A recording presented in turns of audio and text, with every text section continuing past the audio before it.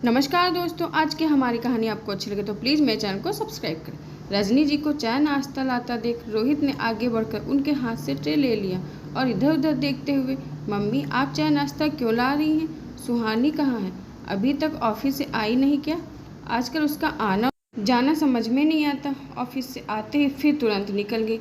जाते जाते बस इतना बोल गई कि मायके जा रही हूँ, मम्मी की तबीयत ठीक नहीं है। ओह, रोहित के मुंह से बस एक शब्द सुन रजनी जी अंदर अंदर जल भून गई। ये सब तेरी छूट का नतीजा है, तो उसकी लगाम खींच कर रख।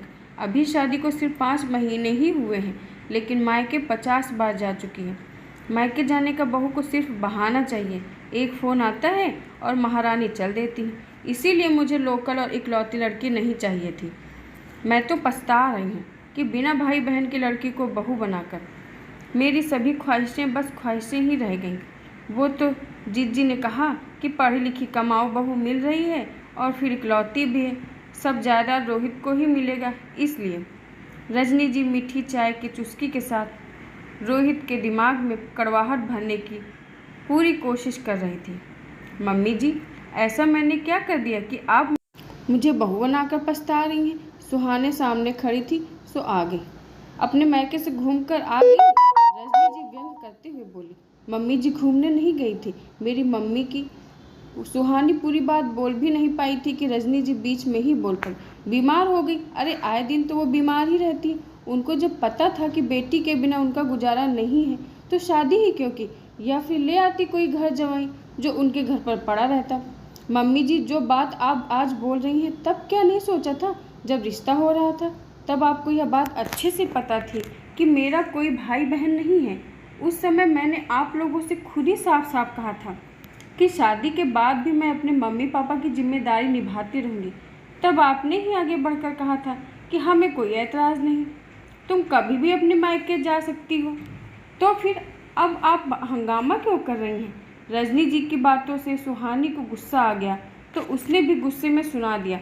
सुहानी की बात सुनते ही रजनी जी ने अपना माँ वाला अस्त्र फेंका और आंसुओं से आंखें भरकर बोली, लो जी, यही दिन देखना बाकी रह गया था। न जाने कितनी ख्वाहिशों के साथ बेटे को बड़ा करो, पढ़ाओ लिखाओ, शादी करो, और बहू ऐसी आए जो अपनी गलती मानने के बजाय मुझ पर ही दोष लगाए। चुपचाप सुनने की जगह मुझको 10 बात सुना रही और बेटा चुपचाप सुन रहा है। रजनी जी को रोता देख रोहित गुस्से से सुहानी की तरफ देखकर बोला, ये सब क्या है सुहानी? जरूरी है माँ की हर बात का जवाब देना? और फिर तो गलत क्या कह रही हैं? एक दिन की बात हो तो ठीक है, लेकिन अब तो आए दिन तुम वही रहती हो। बहू होने के नाते कुछ फर्ज तुम्हारा इस घर के प्रति भी है, तो मैं कब एक बहू या पत्नी के फर्ज पीछे हटी हूँ? आज तक कभी ऐसा हुआ कि यहाँ की जिम्मेदारी छोड़कर मैं मायके गई? आज भी जाने से पहले शाम का नाश्ता और चाय बनाकर गई और रात का खाना भी तैयार रखा है, जाकर किचन में देख लीजिए। सुबह भी सभी काम निपटा कर जाती हूँ।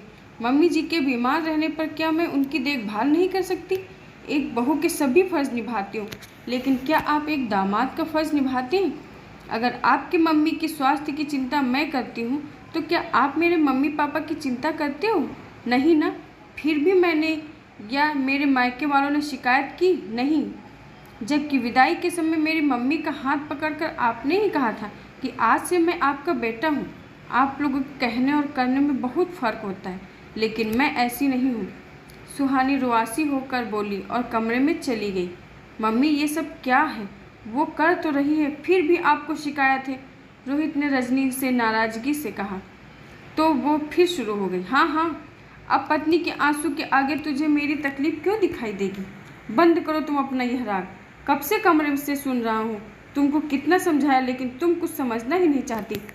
कमरे से बाहर आकर मनोज जी रजनी को डांटने लगे, तो अब लो, मेरा पति भी मुझे ही डांट रहा। हाँ हाँ, मैं ही गलत हूँ और वो महारानी सही, मुझे क्या, करो उसकी पैरवी। और फिर गुस्से में उठकर कमरे में चली गई। रोहित ने बेचारगी से मनोज जी की तरफ देखा तो उन्होंने देखा तो वो हंसते हुए कहा, बेटा जी, शादी का यह भी एक साइड इफ़ेक्ट है। हमने झेला, अब तुम्हारी बारी है। 2-3 दिन तक घर में तनाव का माहौल था। सुहानी घर का काम करती और ऑफिस चली जाती। ऑफिस से आने के बाद वो घर का बच्चा सारा काम निपटाती। रजनी जी से भी सिर्फ ज़रूरत की ही बात करती।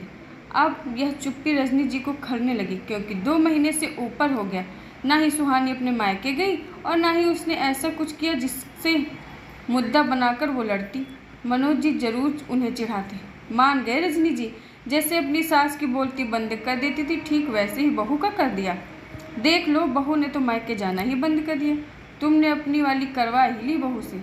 अब रजनी जी क्या ही बोलती, मुंह टेढ़ा करके बस रह जाती। संडे की रात को खाना खाते समय सुहानी ने रोहित से कहा, रोहित कल मैंने ऑफिस से छुट्टी ली है, मुझे मायके जाना है। अब यह ऑफिस से छुट्टी करके पूरे दिन के लिए मायके जा रही। रजनी जी खुश हो गई कि उन्हें मौका मिल गया बहू को ताना देने के लिए। हाँ, मैं मायके जा रही हूँ, लेकिन दोपहर तक वापस आ जाऊँगी। पापा के साथ कोर्ट जाना है, 2 बजे तक मैं फ्री हो जाऊँगी, तो लंच के समय वापस आ जाऊँगी। कोर्ट, कुछ समस्या हो गई है क्या बेटा? मनोज जी के चेहरे पर चिंता होने लगी। ऐसी क्या बात हो गई कि तुमने मुझे भी नहीं बताया?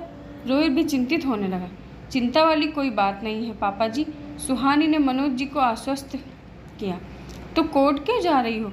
कुछ नहीं, लफड़ा कर दिया क्या तुम्हारे मम्मी पापा ने? रजनी जी व्यंग करते हुए बोली। नहीं मम्मी जी, बल्कि हमेशा के लिए लफड़ा ही खत्म कर रहे हैं। मेरा चचेरा भाई भाभी अपने परिवार के साथ यही मम्मी पापा के साथ पास शिफ्ट हो गए हैं, ताकि उनकी अच्छे से देखभाल हो सके।